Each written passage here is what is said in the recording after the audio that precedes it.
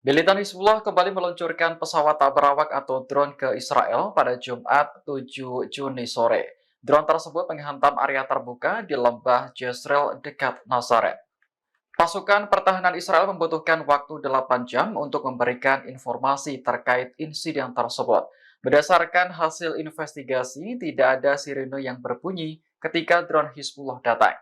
Sistem pertahanan udara Israel juga dilaporkan gagal mencegat benda terbang tersebut. Justru sirine peringatan berbunyi di daerah lain seperti Reineh hingga Mashhad.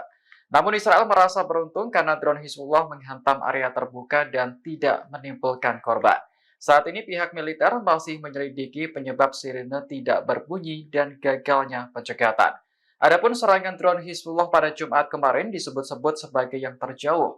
Pasalnya, Nazaret berjarak sekitar 40 km dari perbatasan Lebanon. Serangan terjauh sebelumnya terjadi pada Mei lalu, menargetkan fasilitas militer Israel yang berjarak 35 km dari perbatasan.